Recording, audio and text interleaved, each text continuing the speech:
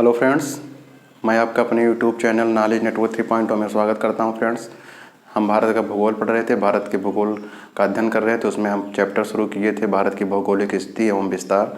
तो फ्रेंड्स, हम इसका पार्ट 1 में हम इसको पढ़ा चुके हैं। बाकी जो कंप्लीट नहीं हो पाया था, आज हम पार्ट 2 में इस वीडियो को कंप्लीट करने की कोशिश करेंगे। तो जो बची हुई जानकारी है वो हम आज पार्ट 2 में सेकंड वीडियो में कंप्लीट करेंगे फ्रेंड्स। तो आइए इंडियन ज्योग्राफी शुरू करते हैं। इंडियन ज्योग्राफी में चैप्टर है भारत की भौगोलिक स्थिति एवं विस्तार। तो फ्रेंड्स, हम भारत की भौगोलिक स्थिति एवं विस्तार में भारत का विश्व में कौन सा स्थान है, ये सारी जानकारी देख चुके थे। अक्षांशीय और देशांतरीय विस्तार भी समझ चुके थे फ्रेंड्स। तो हम अब देख लेते हैं भारत की जो भौगोलिक स्थिति है, जो लंबाई चौड़ाई है, उत्तर से दक्षिण और पूर्व से पश्चिम जो विस्तार है, उसमें अक्षांशीय और देशांतरीय विस्तार का योगदान क्या है।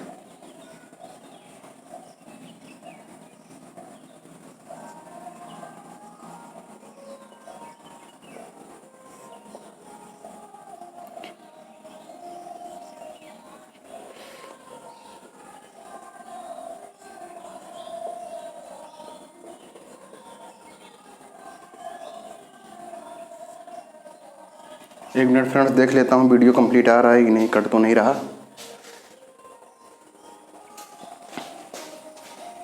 अक्षांशीय और देशांतरीय दृष्टि से भारत की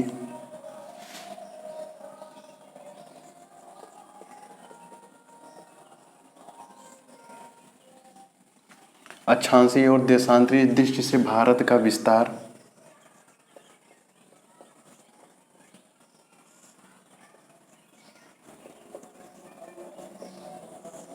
लगभग 30 डिग्री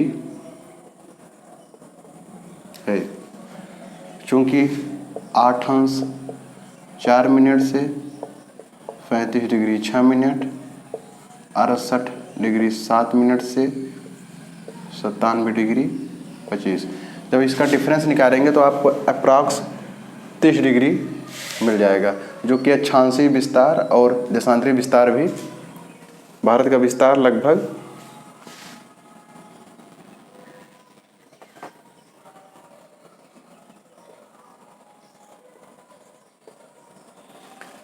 अक्षांशीय और देशांतरीय जिससे भारत का विस्तार लगभग 23 डिग्री है, या हम कह सकते हैं लगभग समान है। तो जो ग्लोबल मैप पे देखते हैं तो हम भारत की अक्षांशीय और देशांतरीय दृष्टि से भारत की विस्तार समान पाते हैं, लेकिन फ्रेंड्स एक्चुअल स्थिति में, जब वास्तविक स्थिति में देखते हैं तो दूरी में डिफरेंस है। उत्तर से दक्षिण 32-14 है और पश्चिम से पूर्व या पूर्व से पश्चिम 29-33 है। ये डिफरेंस क्यों आ जाता है, हम इसी तथ्य को यहाँ पे समझेंगे। पहले आप यहाँ पे ग्लोब देख लीजिए। ये ग्लोब हमने बना दिया, ये हमारा हो गया 0 डिग्री, और ऐसे ही 23.5 डिग्री साउथ हो गया, 23.5 डिग्री नॉर्थ हो गया, और ऐसी तमाम अक्षांश रेखाएं पृथ्वी पर खींची गई हैं। तो अक्षांश रेखाएं हो गई।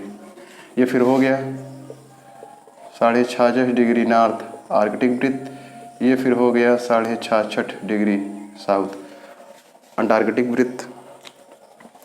तो फ्रेंड्स, जब हम देखते हैं तो भारत की स्थिति अब ये हो गया, और उत्तर से दक्षिण को मिलाने वाली ये हो गई देशांतर रेखा, 0 डिग्री देशांतर।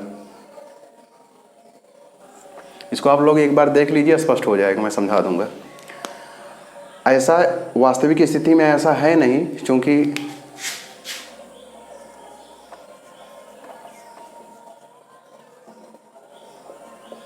उत्तर दक्षिण 32-14,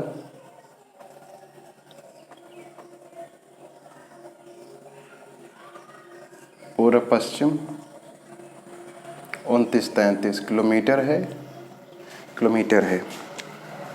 जबकि विस्तार लगभग समान है, तो दूरी भी समान होनी चाहिए थी। दूरी समान ना होने का रीज़न ये है कि जब हम इस अक्षांश रेखा से ग्लोब पर देखते हैं तो अक्षांश रेखाओं की जो दूरी होती है वो सभी जगह, चाहे आप भूमध्य रेखा पर देख लीजिए, चाहे आप 23.5 डिग्री भी देखिए, ध्रुवों तक भी आ जाइए, तो जो अक्षांश की दूरी होती है फ्रेंड्स, दो अक्षांशों के बीच, वो हर जगह समान मिलती है।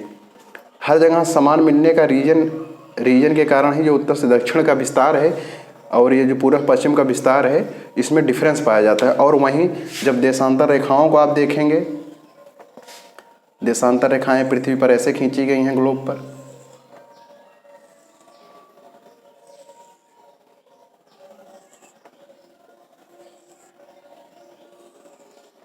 जब आप देशांतर रेखाओं को देखेंगे जो पृथ्वी पर खींची गई हैं, तो देशांतर रेखाओं की जो दूरी है वो भूमध्य रेखा पर सर्वाधिक होती है। लेकिन आप जैसे जैसे ध्रुवों की ओर जाएंगे, चाहे वो आप नॉर्थ पोल ले लीजिए, चाहे वो साउथ पोल ले लीजिए, तो वहाँ की दूरी जो होती है न्यूनतम होती जाती है। चाहे साउथ पोल अगर आप देखेंगे तो वहाँ भी ये हो गया 0 डिग्री, तो ये भूमध्य रेखा होगी जो पृथ्वी को 2 बराबर भागों में सेपरेट कर देती है। तो आप यहाँ से अगर यहाँ तक देखेंगे, साउथ दक्षिणी ध्रुव की बढ़ेंगे, तो यहाँ दूरी कुछ और होगी, यहाँ दूरी कुछ और होगी, और यहाँ पे आके बिल्कुल ध्रुव पे शून्य हो जाती है। और यही कंडीशन उत्तरी ध्रुव पर भी बनती है। यहाँ पे सर्वाधिक है, जैसे जैसे उत्तर की ओर बढ़ेंगे उत्तरी ध्रुव की ओर, तो दूरी में डिफरेंस आ जाता है। इस वजह से जो भारत का विस्तार है और उत्तर से दक्षिण और पूर्व से पश्चिम में जो डिफरेंस आ जाता है वो इसी कारण है। तो इसको हम मिटा के यही चीज़ लिख लेते हैं।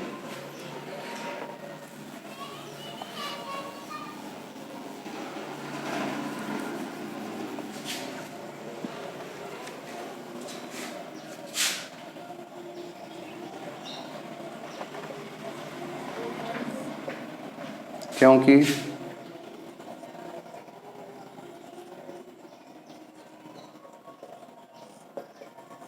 अक्षांशों की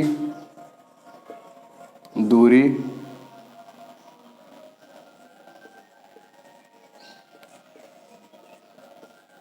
सभी जगह समान होती है,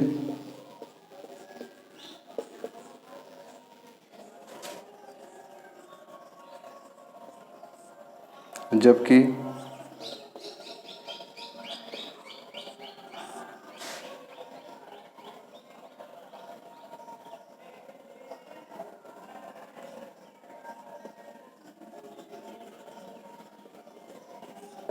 क्योंकि अक्षांश रेखाओं की दूरी सभी जगह समान होती है, जबकि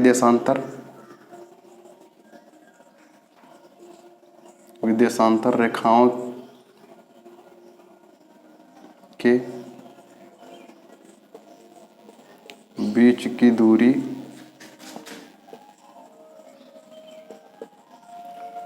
ध्रुवों की ओर जाने पर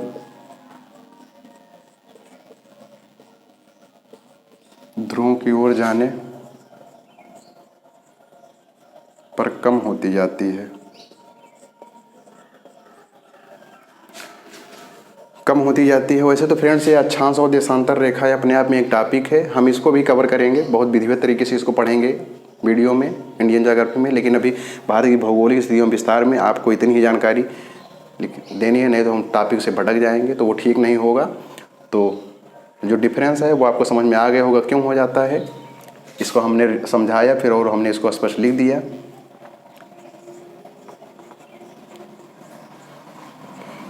इसलिए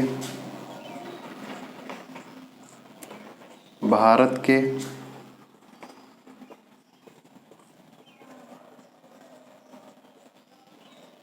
उत्तर दक्षिण और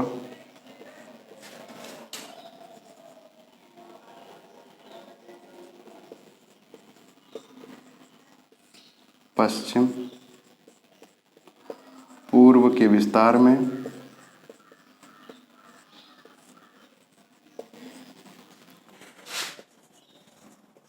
281 किलोमीटर का डिफरेंस का अंतर है। आप घटा के यहीं देख लीजिए, 32, 14, 29, 33, 4 में से 3 गए 1, 10, 1, 11, 11 में से 3 गए 8, और यहाँ बना 1, 10, 1, 11, 11 में से 9 गए 2।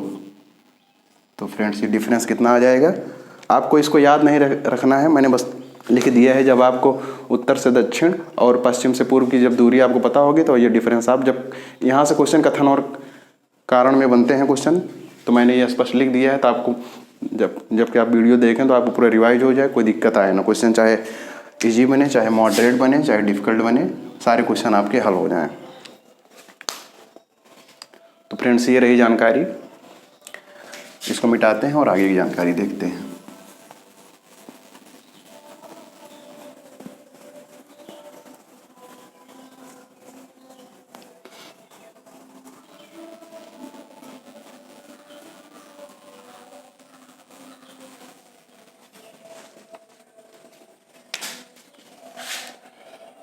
अब यहीं क्षेत्रफल की दृष्टि देख लेते हैं।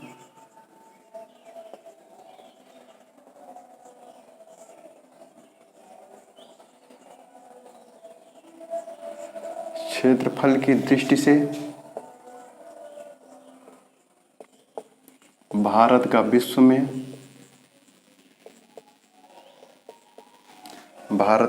में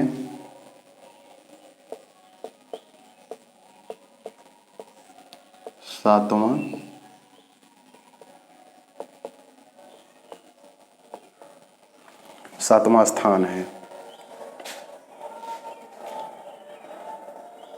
तो हम क्रम देख लेते हैं।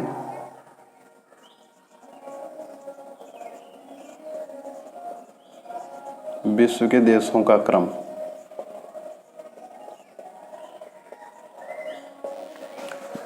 विश्व का देशों का क्रम सबसे आपका पहले पड़ जाएगा रूस।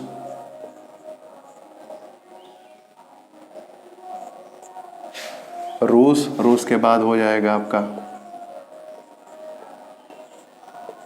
कनाडा के बाद आपका हो जाएगा चीन के बाद आपका हो जाएगा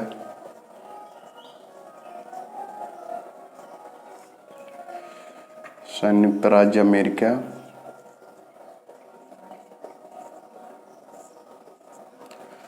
संयुक्त राज्य अमेरिका के बाद आपका हो जाएगा 1 2 3 4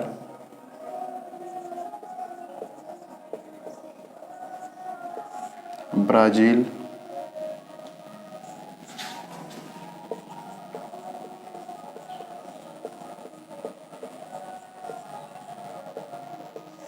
ब्राज़ील के बाद ऑस्ट्रेलिया के बाद भारत। तो फ्रेंड्स, ये ब्लैक बोर्ड में हमने लिख दिया है स्पष्ट कि क्षेत्रफल की दृष्टि से कौन क्या है। तो भारत का हमने स्पष्ट, बाकी जो देश बन रहे हैं वो भी हमने लिख दिया है। रूस हो गया है, कनाडा हो गया है, चीन हो गया, संयुक्त राज्य अमेरिका हो गया है, ब्राज़ील हो गया है, ऑस्ट्रेलिया हो गया है, भारत हो गया है। ये आपको क्रम ध्यान रखना है। वैसे तो हम लोगों को पता है कि विश्व में भारत का स्थान 7वां है। तो भारत से बड़े जो देश हैं रूस, कनाडा, चीन, संयुक्त राज्य अमेरिका, ब्राज़ील, ऑस्ट्रेलिया, भारत। तो 1 हो गया, 2 3 4 हो गया, 5 6 7। भारत का स्थान 7वां है। भाई, भारत से जो बड़े विश्व के देश हैं उसको भी याद रखना है। रूस को पहले बहुत आसानी से याद रखते हैं फ्रेंड्स। आपको ये पता होगा रूस एशिया और यूरोप दोनों का हिस्सा है। तो यह एक ऐसा देश है जो दो कॉन्टिनेंट में फैला हुआ है, 2 महाद्वीपों में फैला हुआ है। जो 2 महाद्वीपों में फैला है वो सबसे बड़ा है। ये कनाडा आपका पड़ जाएगा, उत्तरी अमेरिका का देश है। उत्तरी अमेरिका का सबसे बड़ा देश है कनाडा। ये आपका पड़ जाएगा एशिया के जो विश्व के 7 देश हैं उसमें आपको एशिया के 2 देश मिल जाएंगे पूर्ण रूप से। अगर आप देखना चाहेंगे तो तीन देश हैं, जो कि रूस भी एशिया का हिस्सा है। तो चीन और भारत पूर्ण रूप से एशिया के हैं। संयुक्त राज्य अमेरिका उत्तरी अमेरिका का दूसरा सबसे बड़ा देश है। ब्राज़ील साउथ अमेरिका का सबसे बड़ा देश है। ऑस्ट्रेलिया अपने आप में खुद एक कॉन्टिनेंट है। ऑस्ट्रेलिया महाद्वीप पड़ते हैं। तो भारत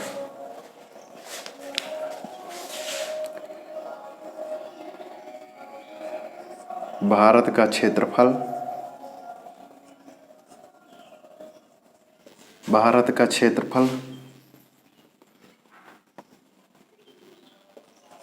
32,87,263 वर्ग किलोमीटर है।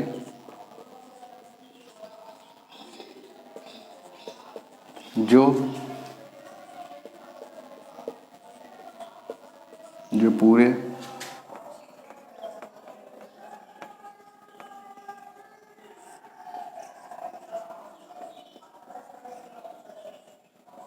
जो पूरे धरातलीय क्षेत्रफल का 2.4% है। इस लाइन में आपको तो ये पता होना चाहिए भारत का क्षेत्रफल कितना है, 32,87,263 वर्ग किलोमीटर, जो पूरे धरातली। यहाँ पे धरातली मैंने इसलिए लिख दिया है क्योंकि धरातली और जलीय क्षेत्रफल दोनों आ जाता है। इस क्षेत्रफल में जलीय क्षेत्रफल को शामिल नहीं किया गया है, इसलिए मैंने स्पेशली यहाँ पे धरातलीय क्षेत्रफल लिखा है, ताकि आपको भी स्पष्ट रहे कि जो भारत का क्षेत्रफल 32,87,263 वर्ग किलोमीटर है, ये पूरे विश्व का जो धरातल का क्षेत्रफल है उस धरातलीय क्षेत्रफल का 2.4% कवर करता है भारत। तो ये जानकारी रही फ्रेंड्स भारत की भौगोलिक स्थिति एवं विस्तार के बारे में। इसमें और जो जानकारी बचती है वो हम कवर करते हैं। तो यहाँ पे अब इससे फिर अक्षांश और देशांतर से कर्क रेखा से भी क्वेश्चन बन जाता है, फिर हम उसको अगले वीडियो में देखेंगे बहुत विधिवत तरीके से उसका करें। फिर यहाँ से भारत का IST भी बन जाता है, इंडियन स्टैंडर्ड टाइम, भारतीय मानक समय रेखा, उसको हम भारतीय कर्क रेखा और भारतीय मानक समय रेखा एक वीडियो में कवर करेंगे बहुत बेहतरीन ढंग से। तो फ्रेंड्स इसके बाद हम देख लेते हैं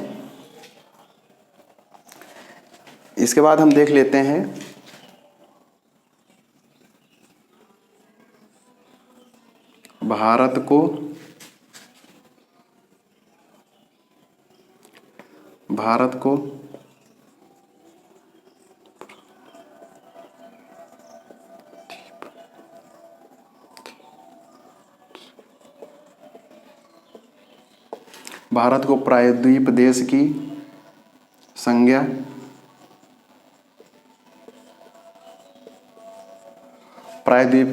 प्रायद्वीप देश की संज्ञा प्राप्त है। अब हम देख लेते हैं प्रायद्वीप किसको कहते हैं।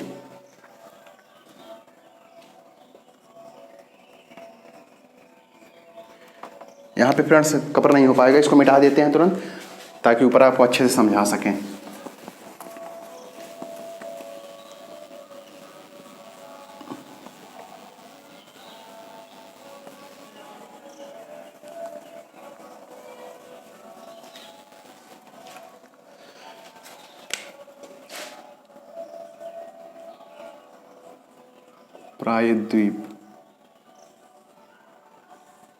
प्रायद्वीप को आप पेनिनसुला कहते हैं।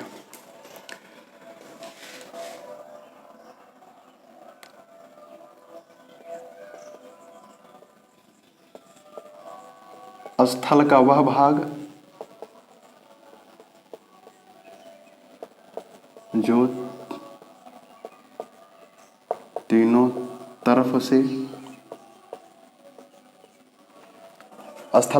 जो तीनों तरफ से जल से घिरा हो,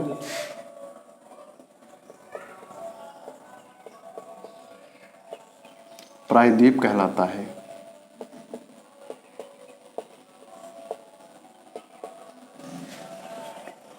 प्रायद्वीप और द्वीप, तो यहीं हम द्वीप को भी समझ लेते हैं।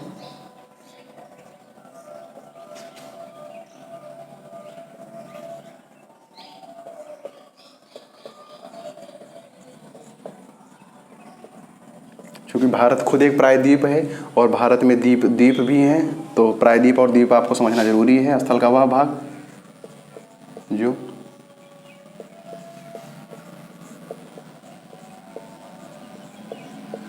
चारों तरफ से जल से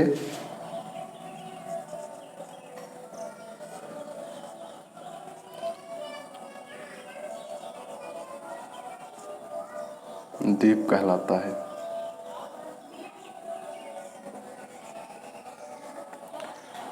अब हम इसी को यहाँ थोड़ा मैप के जरिए समझ लेते हैं। भारत का प्रायद्वीपीय अगर देखेंगे तो भारत का ऐसे ही पड़ जाएगा, ये भारत का प्रायद्वीपीय है और यहाँ पे हम आपका द्वीप समझ लेते हैं। ये जैसे ये धरातली, ये लैंड है, ये स्थलीय क्षेत्र है। अब भारत को प्रायद्वीप की संज्ञा क्यों प्राप्त है, भारत को प्रायद्वीप कहते क्यों है, इसको समझ लीजिए आप। ये जो है आपका यहाँ पर पड़ जाएगा हिंद महासागर,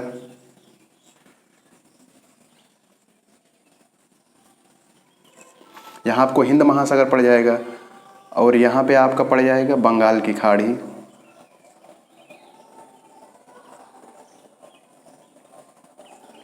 और यहाँ पे आपका पड़ जाएगा अरब सागर। संपूर्ण भारत प्रायद्वीपीय भाग नहीं है, प्रायद्वीपीय भारत का हिस्सा नहीं है। केवल जो भारत का दक्षिणी भाग है वही प्रायद्वीपीय भारत का हिस्सा है। क्यों है? क्योंकि ये जो भारत का यह दक्षिणी भाग है, यह एक तरफ बंगाल की खाड़ी से और एक तरफ अरब सागर से। बंगाल की खाड़ी पूरब में पड़ेगी भारत के, और अरब सागर पश्चिम में पड़ेगा, हिंद महासागर दक्षिण में पड़ेगा। यह तीनों तरफ जल से घिरा है, इसलिए इस भाग को प्रायद्वीपीय भारत, प्रायद्वीप भारत भी कहते हैं। और जो द्वीप होता है, यहाँ भी पानी होगा, यहाँ भी पानी होगा, यहाँ भी पानी होगा, यहाँ भी पानी होगा। मतलब यह ज़मीन का एक ऐसा टुकड़ा होगा, ऐसा क्षेत्र होगा जो चारों तरफ से या संपूर्ण ओर से चारों तरफ से जलीय क्षेत्र, जलीय आवरण बनाए रहेगा। उसी को हम लोग क्या कहते हैं? द्वीप कहते हैं। तो ये आपको कवर हो गया होगा, बेहतर तरीके से आपको समझा पाया हूँ। इसको मिटाता हूँ।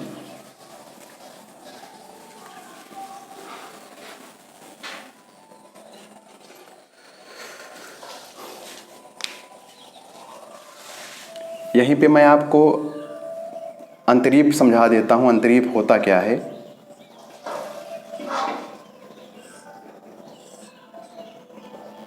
क्योंकि आप जब उत्तरी दक्षिणी, सबसे उत्तरी, सबसे दक्षिणी बिंदु, सबसे पूर्वी, सबसे पश्चिमी बिंदु पढ़े होंगे, तो आपको जो केप ऑफ कमोरिन या कुमारी अंतरीप कहते हैं, तो वहाँ पे ये शब्द पड़ा है अंतरीप। तो मैं इसका मतलब समझा देता हूँ, वहाँ पे नहीं समझाया था। अंतरीप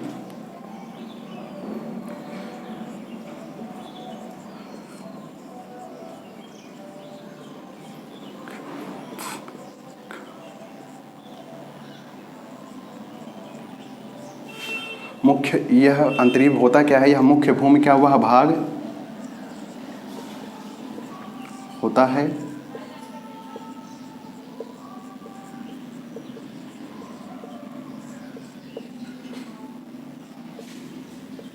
जो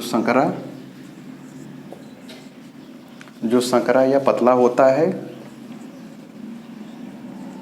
और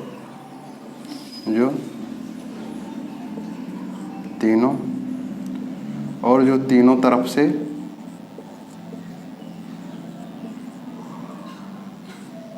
समुद्री जल से घिरा हो।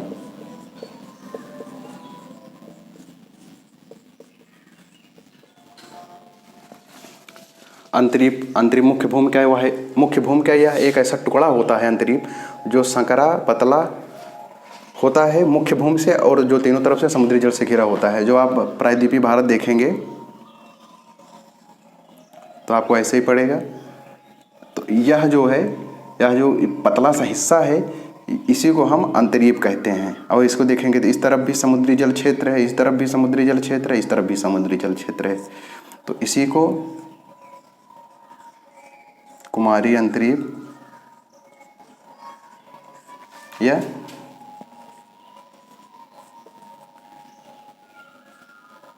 केप ऑफ कमोरिन, इसी को कुमारी अंतरीप या केप ऑफ कमोरिन कहते हैं। तो फ्रेंड्स, प्रायद्वीप, द्वीप और अंतरीप आपको स्पष्ट हो गया होगा। इसको हम बहुत अच्छी तरीके से आपको समझा चुके हैं। तो आइए आगे की जानकारी देख लेते हैं।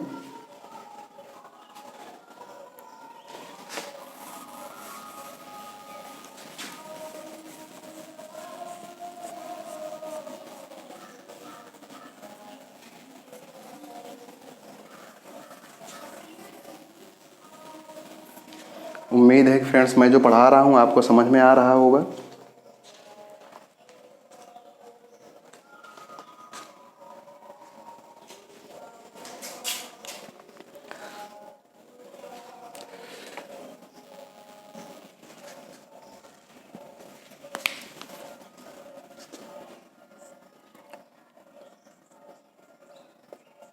भारतीय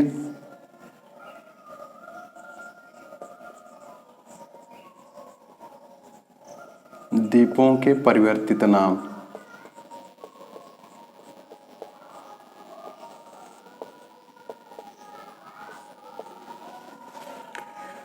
भारतीय द्वीपों के परिवर्तित नाम,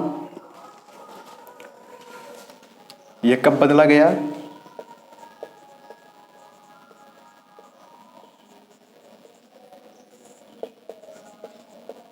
तेईस दिसंबर 2018 को प्रधानमंत्री ने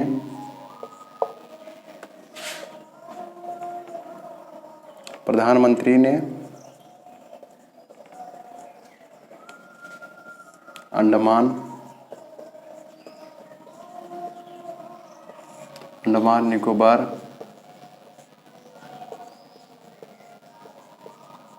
द्वीप समूह में स्थित तीन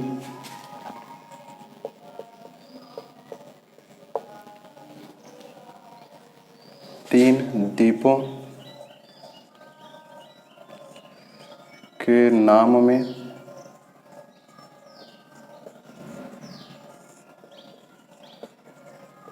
परिवर्तन किया। तीन द्वीपों के नाम में परिवर्तन किया। पहले वो हम द्वीप देखेंगे कि वो तीनों द्वीप कौन थे, और फिर हम देखेंगे उसके परिवर्तित नाम क्या थे। और पहला रास,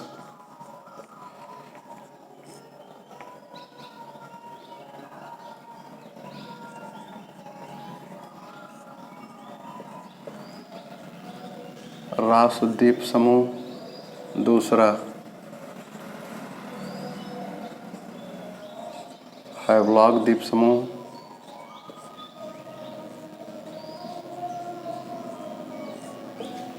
रास द्वीप समूह, हैवलॉक द्वीप समूह। और तीसरा है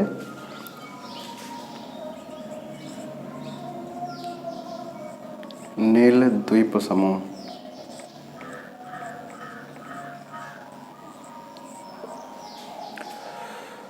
रास द्वीप समूह का नाम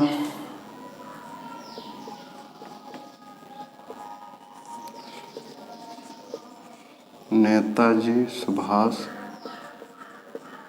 चंद्र बोस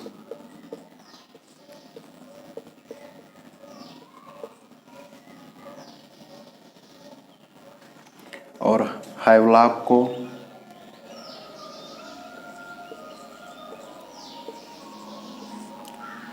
स्वराज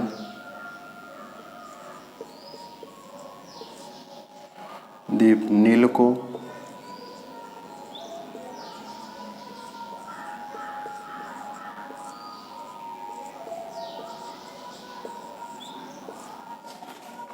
तो फ्रेंड्स, ये व्हाइट बोर्ड पे आपको स्पष्ट दिख रहा होगा हमने जो तीनों द्वीप के नाम लिखे हैं। रास द्वीप का नाम कर दिए गए नेताजी सुभाष चंद्र बोस द्वीप, नील द्वीप समूह को शहीद द्वीप कर दिया गया, और हैवलॉक द्वीप समूह को स्वराज द्वीप कर दिया गया। फ्रेंड्स, ये मैं आपको याद भी करा दूंगा, इसमें आपको परेशान होने की जरूरत नहीं है। रास और बॉस में आपको थोड़ा सा मैचिंग मिल जा रहा है। तो जो रास है वह क्या है? बोस है। तो रास द्वीप समूह का नाम नेताजी सुभाष चंद्र बोस हो गया। हैवलॉक द्वीप समूह का नाम स्वराज द्वीप हो गया। हैवन का मतलब होता है स्वर्ग, और हैवलॉक, तो हैव को आप जोड़िए, हैवलॉक को थोड़ा हैवन से कनेक्ट करिए। जो अपना स्वराज होता है, अगर किसी व्यक्ति को अपना स्वराज मिल जाए तो वह किसी स्वर्ग से कम नहीं होता है। आप लोग इसको ऐसे याद रखिएगा। जो स्वराज द्वीप समूह है, जो हैवलॉक द्वीप समूह है, उसका नाम क्या कर दीजिएगा? स्वराज कर दिया गया। क्यों? इसको कैसे याद रखेंगे? क्योंकि जो हैवन होता है, स्वर्ग होता है, अगर किसी को अपना स्वराज मिल जाए तो वह किसी स्वर्ग से कम नहीं है। तो हैवलॉक द्वीप समूह, स्वराज द्वीप।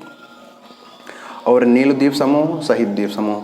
नीला, अगर आप किसी व्यक्ति के शरीर में जहर फैल जाए या किसी व्यक्ति को जहरीला सांप काट ले, उसके शरीर का रंग कैसे पड़ने लगता है? नीला। तो जब व्यक्ति का शरीर नीला पड़ने लगता है तो वह धीरे धीरे मृत्यु की ओर बढ़ने लगता है, अर्थात वह शहीद हो जाता है, मर जाता है। तो आप ऐसे रखेंगे, नील शहीद। क्योंकि व्यक्ति के शरीर को जब कोई जहरीला सांप या व्यक्ति के शरीर में जब किसी प्रकार से कोई जहर इंजेक्ट किया जाता है या जहर प्रवेश कर लेता है तो व्यक्ति का शरीर कैसा हो जाता है? शहीद हो जाता है। तो नील द्वीप समूह का परिवर्तित नाम क्या कर दिया गया? शहीद द्वीप समूह कर दिया गया। फ्रेंड्स, इसको आप ऐसे याद रखेंगे। और यहाँ पे मैं कुछ आपको जानकारी देना चाहता हूँ फ्रेंड्स, वन लाइनर के रूप में आपको याद रखना है। भारत का सबसे बड़ा राज्य,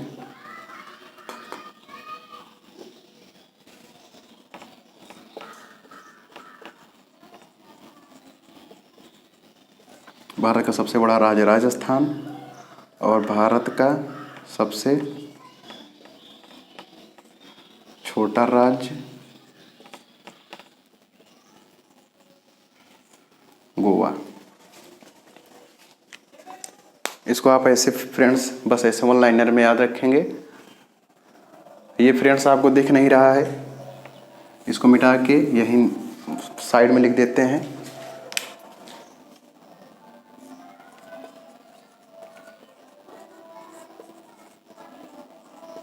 एवं सबसे छोटा गोवा।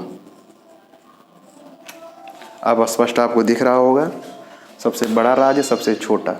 इसको मिटा के फ्रेंड्स और हम देख लेते हैं।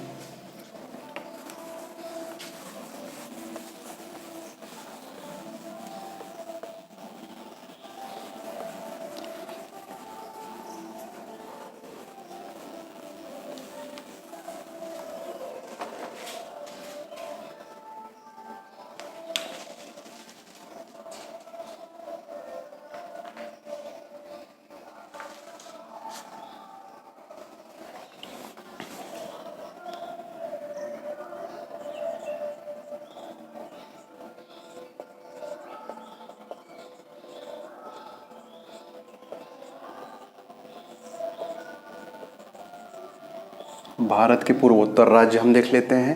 क्वेश्चन यहाँ से भी बनता है फ्रेंड्स। भारत के पूर्वोत्तर राज्य, पूर्वोत्तर राज्य, भारत के जो पूर्वोत्तर राज्य हैं इन्हीं को क्या कहते हैं?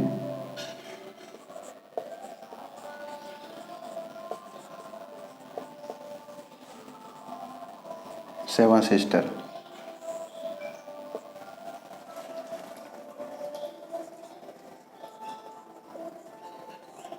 असम,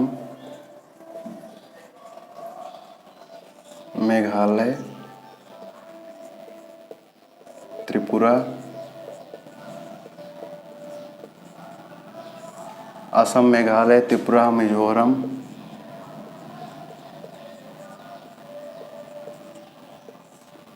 नागालैंड,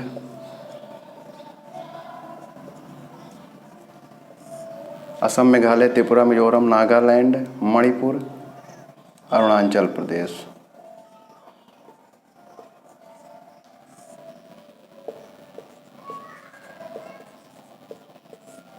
एक, दो, तीन, चार, पाँच, छः, सात।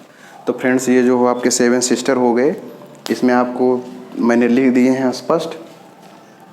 अरुणाचल प्रदेश हो गया, असम हो गया, मेघालय हो गया, मणिपुर हो गया, और मिजोरम हो गया, नागालैंड हो गया, त्रिपुरा हो गया। तो जो सेवन सिस्टर है इसमें जैसे क्वेश्चन बनता है तो भारत के पूछ लेता है सेवन सिस्टर में कौन सा स्टेट शामिल है कौन सा नहीं।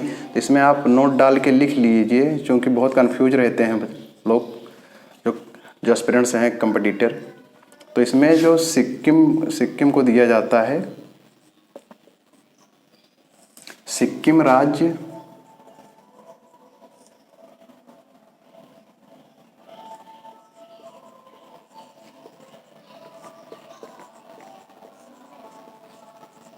सेवन सिस्टर का हिस्सा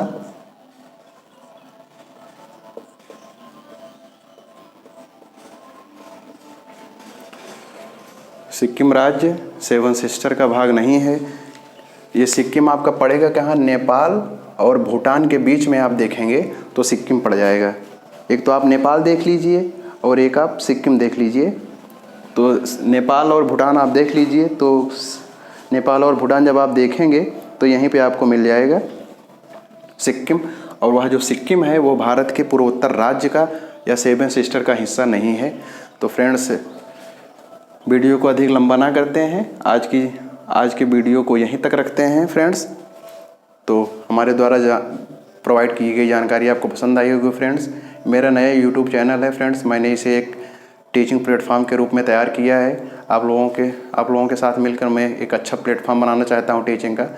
इससे आप जुड़ें, मेरे द्वारा दिया गया कंटेंट में आपको कुछ ना कुछ नया ज़रूर मिलेगा। आपको अच्छा लगेगा कंटेंट, और कंटेंट अच्छा मैं दूंगा, इस बात की आप गारंटी कर सकते हैं हमारे चैनल के थ्रू।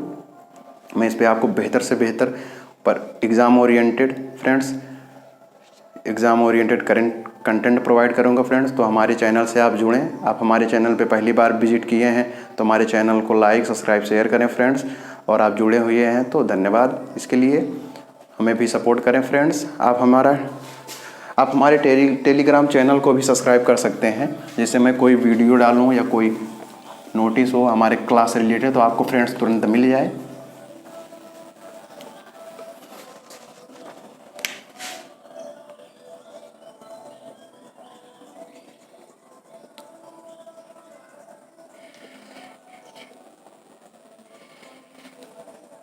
माई टेलीग्राम चैनल है